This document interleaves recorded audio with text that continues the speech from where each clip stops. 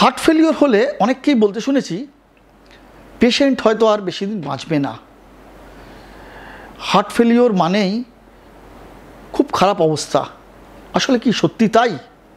Heart failure হলে বেঁচে ফেরা সম্ভব নয়? আজকে আমরা এই সব নিয়ে আলোচনা করতে পাশে পেয়েছি আপনাদের অতি পরিচিত কার্ডিওলজিস্ট প্রফেসর ডক্টর মনতোষ পাঁজাকে। আমি doctor professor Manatosh Panja, x professor of cardiology, SSK Hospital and Institute of Postgraduate Medical Education. আজকের বিষয়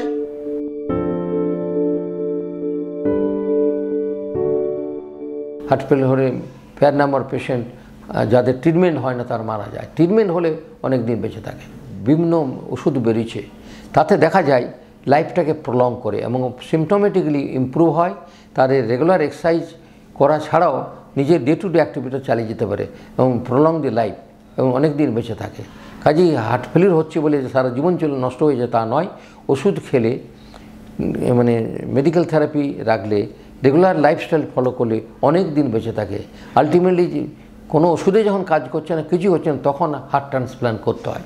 সেই সব ক্ষেত্রে এটাও প্রলং লাইফটাকে প্রলং করে যখন সব মেডিকেল থেরাপি ফেলিওর হয়।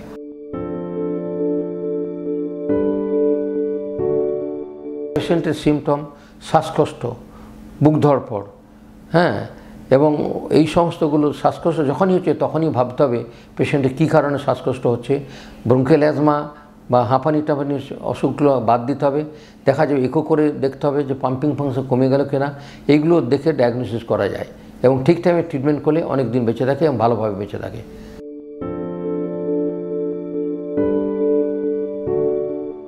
হাইপারটেনশন কি, করোনারি হার্ট ডিজিজ, হার্টের মাসেলের ডিজিজ কি, কোভিড কি কারণে হয়েছে সেইটা কারণটাকে বার করে, কি ডায়াবেটিস, এইসব কারণগুলো বার করে সে কারণের ট্রিটমেন্টগুলো করতে হবে, রিস্কফ্যাক্টরগুলো ট্রিটমেন্ট করতে হবে, তবেই সে ভালো থাকবে।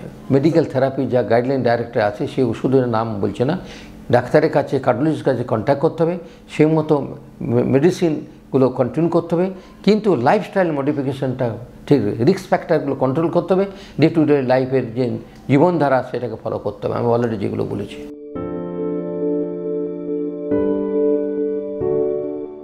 খাওয়া দাওয়ার মধ্যে জলটা কম খেতে হবে, 1 থেকে 1.5 লিটারের মধ্যে জল খেতে হবে, আর সল্ট খুব কম করে খাবে, এই দুটো জিনিস। তাছাড়া অ্যামাউন্ট অফ ফুড একটু কম করে খাবে এবং nutrition, green vegetables, excessive fish এবং ফ্রুটস এইগুলো রেগুলার চলবে। রুটিন লাইফ যা যা দরকার সবই খাবে, কম করে খাবে।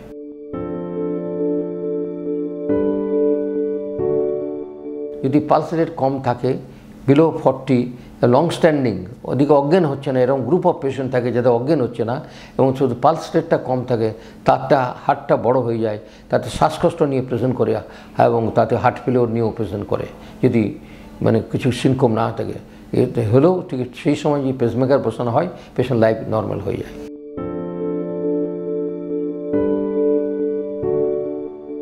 মেন হচ্ছে প্রিভেনশন, প্রিভেনশন, প্রিভেনশন। লাইফস্টাইলের এই প্রিভেনশন এগুলো মেনে চললে তাতে আমাদের মেজরিটি অফ পেশেন্ট ভালো থাকে। এর মধ্যে কোনো লাইফস্টাইল ফলো করলে, রেগুলার এক্সারসাইজ করলে এবং কম খেয়ে এবং লেস কার্বোহাইড্রেট খেতে হবে, কোলেস্ট্রল কন্ট্রোল রাখতে হবে, প্রেশার ঠিক রাখতে হবে, ব্লাড সুগার ঠিক রাখতে হবে, স্মোকিং করা চলবে না, টোবাকো খাওয়া চলবে না, শাকসবজি বেশি করে খেতে হবে, রেগুলার এক্সারসাইজ করতে হবে। এইগুলো ফলো করলে বেশি দিন বাঁচে, ভালো করে বাঁচে। অসংখ্য ধন্যবাদ প্রফেসর ডক্টর মনতোষ পাঁজাকে আমাদের মূল্যবান সময় দেওয়ার জন্য। আমার পরামর্শ পেতে গেলে মেডিটিভসকে দেখবেন। ভিডিওটি ভালো লাগলে অবশ্যই একটি লাইক দিন এবং শেয়ার করুন এই ভিডিওটি, কারণ আপনার শেয়ার করা এই ভিডিওটি হয়তো আরও বহু মানুষের প্রাণ বাঁচাতে পারে। তাই দেরি না করে অতি অবশ্যই একটি লাইক দিন এবং শেয়ার করুন আমাদের এই ভিডিওগুলো। আর যেতে যেতে অবশ্যই বলে যাব যে আপনারা কমেন্টসে জানান আপনারা ভিডিওটি কোথা থেকে দেখছেন। পাশাপাশি বলবো যে যারা মেডিটিপস এই চ্যানেলটিকে এখনও সাবস্ক্রাইব করেননি তারা সাবস্ক্রাইব করে নিন আমাদের এই চ্যানেলটিকে এবং পাশে থাকা বেল আইকনটিকে প্রেস করে দিয়ে অল বাটনটিকে ক্লিক করে দিন, যাতে নতুন ভিডিও আপলোড করলে তার নোটিফিকেশান পেয়ে যান আপনারা।